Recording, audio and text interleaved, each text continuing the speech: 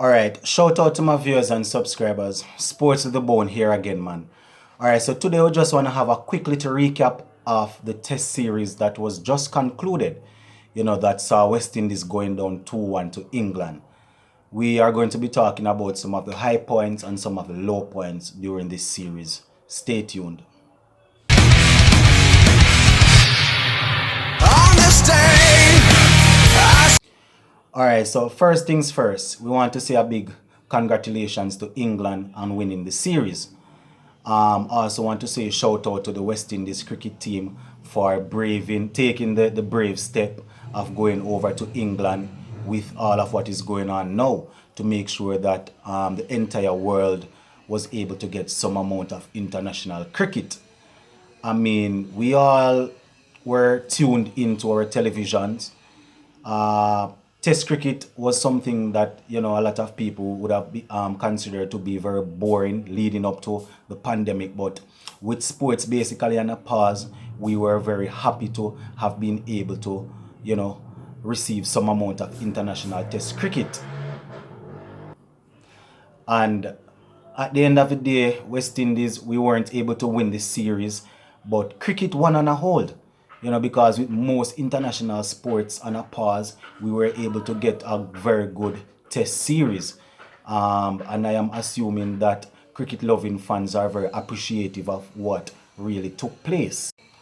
Bearing in mind that us as Windies supporters, we would have wanted to win this series, but that is just how it is. Alright, so taking it from the top. Things started off very good as it relates to the series. We were able to go out and win the first test match, and we were looking forward to winning the series, nipping the series. I mean, I personally harbored thoughts of winning the series 3-0 after seeing how the guys were able to play in the first game. I mean, it wasn't vintage or very dominant from our top order, from the batters per se, but it was a very good team effort because we didn't really have any big score in the first test match, but the bowlers were able to set up the game very nicely for us. Shannon Gabriel was very good. I think he got 6 wickets. Jason Holder, I think, took something like 4 wickets. Rastan Chase was there spinning it also. So, winning the first match really set down a platform for us to go and nip the series. But England were without their leader, their original leader, that is Joe Root. They were led into the series by Ben Stokes. And, things weren't on point as it relates to them coming together as a unit. So we were able to clip them in the first test match. We had some very good performances. We saw Craig Brathwaite doing very good. We also had people like Blackwood, got out very silly on a couple of occasions, but he really showed some amount of maturity. And generally speaking, the first test match was very good as it relates to us as Windies supporters. Now, going into the second test, we were hoping that we would be able to nick the series from the second test, but it wasn't to be. England saw their captain Joe Root coming back into the setup. They were able to put together as a unit and were able to level the series. We saw some very good performances from people like Ben Stokes. I think it was Sibling that got a big 100. Ollie Pope finally came good. He got something. He got a half century, So, all in all, it was a very good series. I mean, we would have wanted to win, as I said earlier, but I'm very appreciative that we got cricket. Things didn't pan out as we would have wanted in the second test match. But at the end of the day, sometimes we have to put emotions aside and look at it from a logical point of view.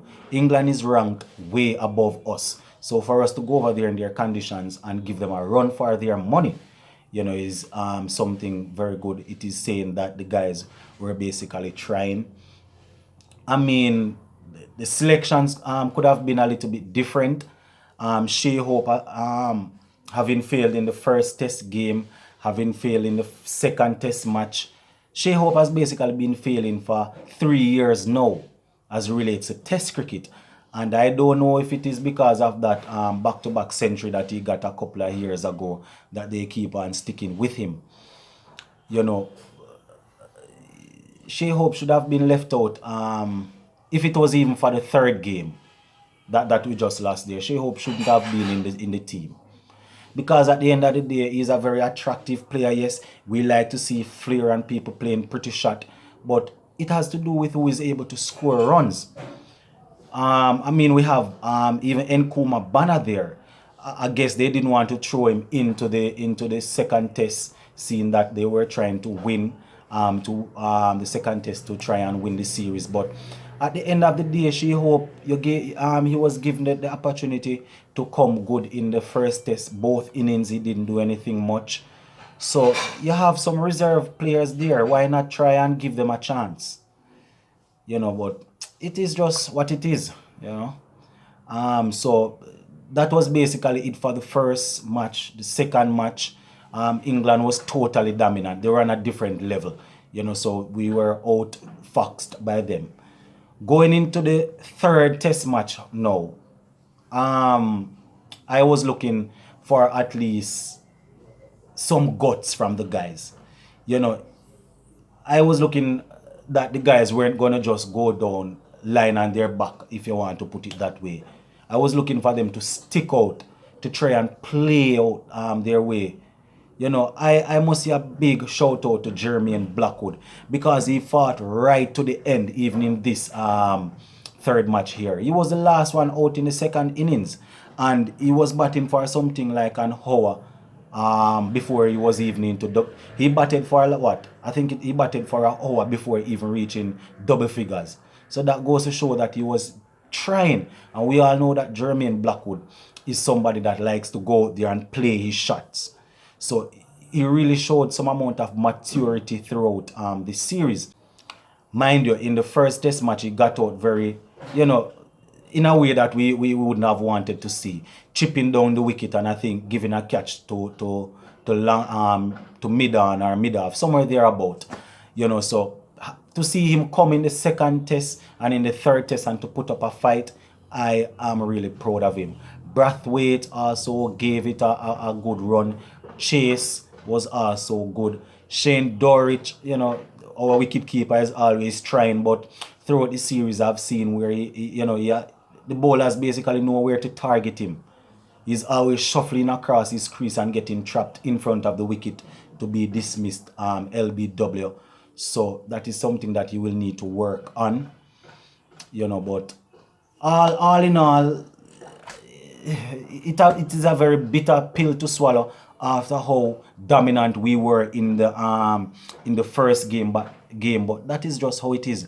Captain Jason Holder, he was on par as it relates to his bowling and his decision making in the team. Calling for his reviews more often than not, he was spot on. His field placing majority of the time was very attacking, but having going into the series as the number one ranked test all-rounder, I was expecting that he would have done a lot of the scoring for us as it relates to getting some runs. However, I think the highest that he managed to put up was 40 something, and that was in the third test. Now, it is what it is. I mean, he will eventually come good because he has shown over the last couple of years that he's capable. So that is just how it is. He didn't perform up to par with the bat this time around, but as per usual, his bowling was on par. His decision making wasn't that bad, as we said, but we would have wanted some amount of runs from him, but it is just what it is. And a key point to look at coming out of this series is that over the last maybe 2 to 3 years, our middle order leading down to the bottom order, they have been averaging way more than the top order. So we have people like John Campbell on the top of the order. He basically got the entire series to show what he was about. It didn't really come through for him. I personally feel it for him. At the end of the day, it is a job. It is international cricket. You are getting paid to do it. So if you are not capable, then maybe they should usher him out and get somebody in. But I am happy that he was given the opportunity. So having come off a very good regional series, a regional competition, he was given the opportunity. Things didn't work out for him now, so we have to just go back to the drawing board. So we have people like like Campbell, Shea Hope. Those guys, they really and truly didn't come to the party for this series, and that is just what it is. I also want to say a big shout out to Brooks.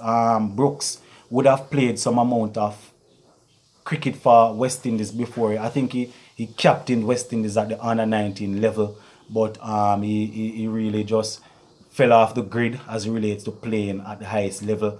So I am really happy that he was given an opportunity, and he really showed that he had the guts to go out and to play good cricket. I think he's 31 now. So if he's able to perform, he probably have a good 4 years of cricket at the highest level leave. So I'm really happy that he got the opportunity and was able to show what he was all about. So that is basically how the cookie crumbled. As it relates to England now, Stuart Broad, after being left out of the first game, the first test match, he really came back and showed what he was about. Second test match, he really came back and played very good. In the third test match, he went past 500 test wickets. He finished with something like 10 for 67, I think it was. So after being axed out of the team for the first test match, because it is not the case that he was given a rest, because we weren't having any cricket. So going straight into a series, and if he was left out of the first game, we know that he was dropped. He came back in the second match, and he did fairly well. He also came back in his third test and finished as the highest wicket taker in that game. So it was really good on him.